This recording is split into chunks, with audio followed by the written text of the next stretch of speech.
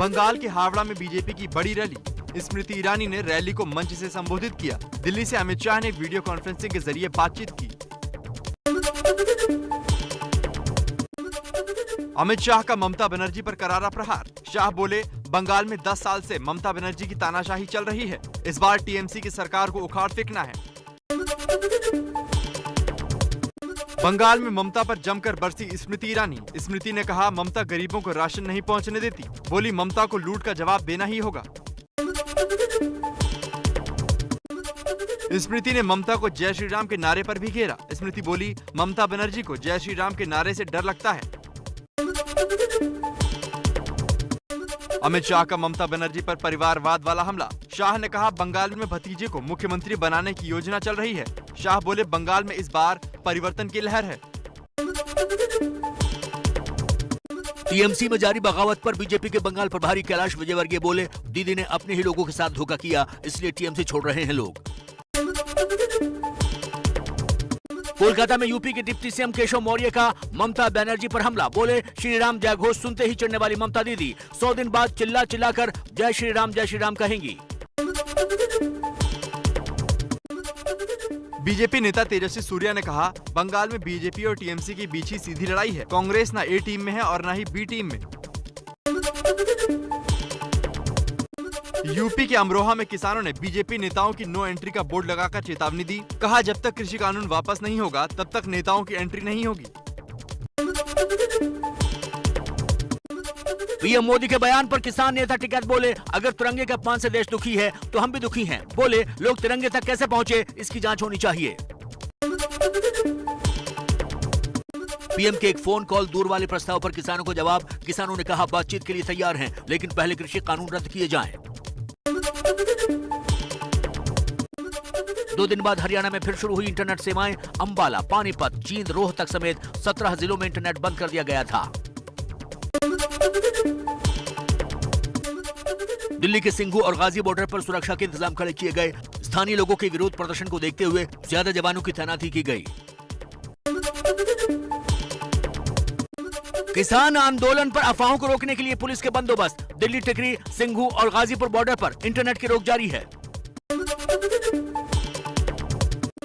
पत्रकार मनदीप पुनिया की गिरफ्तारी के बाद दिल्ली पुलिस पर उठे सवाल। प्रियंका गांधी ने कहा, आवाज दबाना चाहती है सरकार। राहुल बोले, डर की वजह से पत्रकारों को गिरफ्तार किया जा रहा है।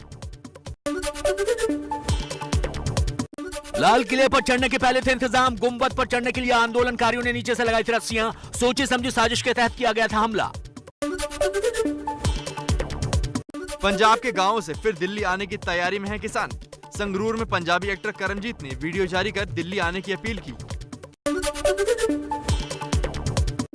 यूपी के अमरोहा में किसानों ने बीजेपी नेताओं की नो एंट्री का बोर्ड लगाकर चेतावनी दी। कहा, जब तक कृषि कानून वापस नहीं होगा तब तक नेताओं की एंट्री नहीं होगी। देश में सबको मुफ्त मिल सकती है कोरोना वैक्सीन। एबीपी न्यूज से बातचीत में मुख्य आर्थिक सलाहकार केवी सुब्रमण्यम ने दिए संकेत। बोले, आखिरी फैसला सरकार लेगी। मन की बात में पीएम मोदी बोले, भारत में बनी वैक्सीन न सिर्फ आत्मनिर्भर भारत की पहचान है, बल्कि देश के स्वाभिमान की भी प्रतीक है। रामकृष्ण मिशन के कार्यक्रम में बोले पीएम मोदी, गरीबों का कल्याण सरकार की होना चाहिए प्राथमिकता। बिना गरीबों के विकास के देश आगे नहीं बढ़ सकता। सिनेमा हॉल में फिल्म देखने वालों के लिए अच्छी खबर। कल से थिएटर में सभी सीटों पर दर्शकों को बैठने की इजाजत। स्टेडियम में भी दर्शकों को पूरी क्षमता को मंजूरी मिली।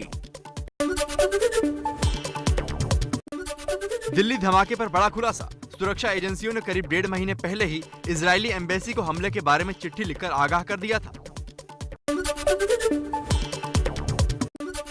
दिल्ली धमाके में ईरानी कनेक्शन की हो रही है जांच। होटलों और टैक्सियों के रिकॉर्ड की पड़ताल जारी है। स्पेशल सेल ने कुछ ईरानी नागरिकों से पूछताछ की है। दिल्ली में बसे सभी ईरानियों के ब्यौरा इकट्ठा कर रही है पुलिस। सभी होटलों से मंगाए जा रहे हैं ईरानी यात्रियों की डिटेल्स। ओला और उबर से भी जानकारी मांगी गई है। बजट सेशन से पहले आज राज्यसभा के सभापति वेंकैया नायडू ने सभी दलों के साथ चर्चा की। सदन में कार्रवाई सुचारू रूप से चलने के लिए बातचीत की। एंजियोप्लास्टी के बाद बीसीसीआई अध्यक्ष सौरभ गांगुली को कोलकाता के अपोलो अस्पताल से छुट्टी मिली। डॉक्टरों ने कहा गांगुली बिल्कुल ठीक हैं अब। हिमाचल प्रदेश में फर्जी डिग्री घोटाले का बड़ा खुलासा। मानव भारती यूनिवर्सिटी ने 36,000 फर्जी डिग्रियां बेची। यूनिवर्सिटी के 17 राज्यों से जुड़े हैं तार, 8 गिरफ्तार, 194 करोड़ की संपत्ति जब्त। शराबबंदी वाले बिहार के कैमूर में पुलिस ने जब्त किया अवैध शराब। पोल्ट्री फार्म में अवैध रूप से चलाई जा रही थी शराब फैक्ट्री। करीब 2000 शराब की बोतलें जब्त की गईं। एमपी में मिलावटी मिठाई बनाने वालों पर प्रशासन का सख्त रुख जारी। मुरैना में पुलिस ने छापेमारी कर मिलावटी दूध बनाने वालों को पकड़ा। नकली दूध बनाने में डिटर्जेंट रिफाइंड तेल का इस्तेमाल होता था। एमपी की शिवपुरी में पुलिस के हत्थे चढ़ा एटीएम से पैसे चुराने वाला गैंग। लुटेरी इंजीनियर और 2 युवक गिरफ्तार। एटीएम से रुपए निकालने पर मदद के नाम पर बदल लेते थे कार्ड। राजस्थान के फतेहपुर शेखावटी में सर्दी का सितम। 5 दिन में चौथी बार पारा 0 से नीचे लुढ़का। कल रात तापमान -1.2 डिग्री सेल्सियस। जम्मू कश्मीर के गुलमर्ग में देश का पहला इग्लू कैफे बना आकर्षण का केंद्र। चारों ओर से बर्फ से ढका है ये कैफे। हिमाचल में फिर बिगड़ सकते हैं मौसम के हालात। 3 से 5 फरवरी तक बारिश और बर्फबारी के आसार। मौसम विभाग ने जारी किया येलो अलर्ट। कश्मीर में फिर लौट रही है पर्यटकों की रौनक। घाटी में बर्फबारी को देखने भारी संख्या में पहुंच रहे हैं सैलानी। श्रीनगर, गुलमर्ग, सोनमर्ग, पटनी टॉप में उमड़ी भीड़। दक्षिण अमेरिकी देश चिली में कोविड अस्पताल में भीषण आग लगने से हड़कंप मचा। 350 मरीजों को सुरक्षित बचाया गया। यूरोपीय देश पोलैंड में गर्भपात बैन करने पर बड़ा बवाल। कानून के खिलाफ सड़कों पर उतरी हजारों महिलाएं। कानून वापस लेने की मांग जोर पकड़ रही है। ब्राजील के फोर्टालेसा में स्टेडियम में लगी भीषण आग। धुएं से कई लोगों की तबीयत बिगड़ी। इसी स्टेडियम में 2014 में वर्ल्ड कप का आयोजन किया गया था।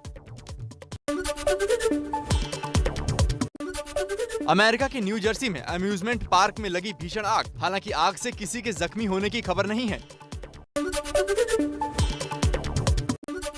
रूस के सामारा प्रांत में ट्रक और मिनी बस की भीषण टक्कर। 12 लोगों की मौत। बर्फीली सड़क पर फिसलन की वजह से हादसा।